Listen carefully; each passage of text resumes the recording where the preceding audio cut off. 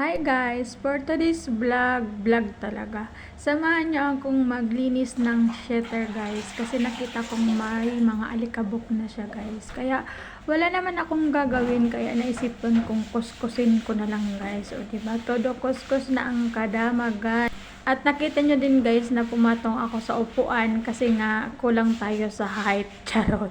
Hindi ko talaga naabot yung taas guys. Hindi ko kayang abutin. Kaya bahala na yan dyan. Yung abot ko lang yung nalinisan ko, diba? Ito ang aking journey bilang isang kadama here in Kuwait guys. O dito sa bansang Arabo guys. O diba? Swerte din ako sa amo ko guys kasi hindi sila mga palautos, o di ba?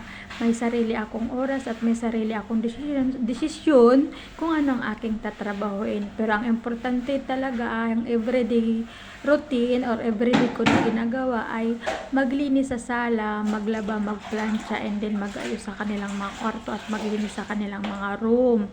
Ganun ang pinaka-importante sa lahat. Pero itong mga bagay-bagay na mga medyo hindi naman kadalasan lagi nilang ginagamit or lagi silang nandoon, ay ako na yung magde-decide kung kailan ko siya lilinisan guys. O syempre, at ngayong araw nga ngayon guys ay nasa mood ang kadama nyo at sinipag at nagbisi-bisihan, kaya ito na, samahan nyo ako maglinis ng sheeter para naman tayo ay hindi maburyong. Kasi dito guys sa akin pinagtatrabahuan ay talagang naboboring ako minsan kasi mag-isa lang ako. Wala man lang ako makausap, wala man lang ako makachikahan, wala man lang ako maging kamaritisan, di ba guys? Kaya ang buhay ko na lang talaga ay umiikot sa social media. Kaya ito, nag-upload na lang ako ng mga video sa Reels at sa Facebook page guys. Kaya supportahan nyo ako guys. Kaya sa mga kapwa ko dyan OFW, kapwa ko dyan kadama, enjoy lang ang buhay, di ba? Huwag isipin ang pagod, ang isipin ang sahod, charot. Siyempre guys, kasi kailangan ng sahod, napaka-importante ng sahod guys, kasi kung hindi tayo magsahod, wala tayong papadala sa Pinas, paano na ang mga pamilya natin doon, wala nang makakain, paano na mag-aaral, paano na makabili ng mga gusto nila guys, o di ba?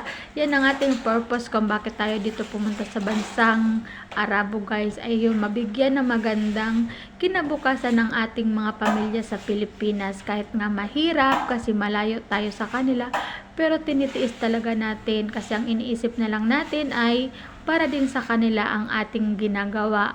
At saka guys, ang mga Pilipino ay talagang matiisin, praktikal, at saka seryoso sa bawat hamon ng buhay. O diba? Saan ka pa? Yung mga Pinoy ay likas sa atin ang pagiging may ugali tayong kaya nating i-handle lahat. Kahit hirap na tayo, kahit puro na lang problema, stress na, pero nakukuha pa natin ngumiti, o diba? Kaya yung mga tao dyan sa Pilipinas, pag nakikita na nagpo-post kami ng nakalaging nakangiti, nagpo-post kami ng kumakain kami, nagpo-post kami ng may binili kaming gamit, wag kayong maging marites, oy, kasi deserve namin yan guys, kasi pinagtrabahuan namin yan sa loob ng isang buwan. Ako guys, in fairness talaga, sa bawat sahod ko sa isang buwan, talaga gusto ko may mabili ako sa sarili ko. Maging mahal man to o mura guys, na masaya na ako nan guys. Kaya talagang sinisikap ko na makabili ako ng kahit ano para sa sarili ko guys. Kasi reward din natin yan sa sarili natin sa loob ng isang buwan natin na pagtatrabaho, diba?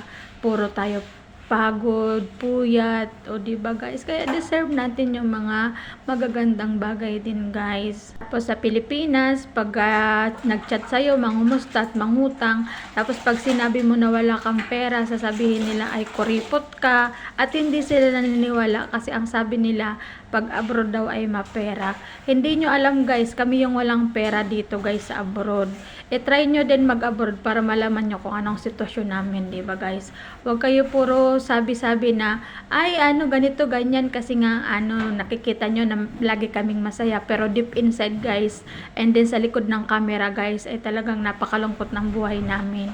Kasi mag-isa nga lang kami, maswerte na nga yung ibang katulong dito, may nakakasama sa bahay. Ako talaga dito sa bahay na pinagtatrabahoan ko guys ay talagang mag-isa lang ako. Kaya talaga minsan talaga nabuburyong talaga ako. Pero alam nyo guys, ang ginagawa ko na lang talaga ay nililibang ko na lang talaga yung sarili ko. At saka guys, lagi pa sila dito wala. Lagi talaga ako dito mag-isa. Lagi nila akong iniiwan. Kaya ngayon, ito ang buhay ng ating kadama. Pero tiyaga lang. At in the end, mag-aani din tayo sa ating mga pinagpaguran.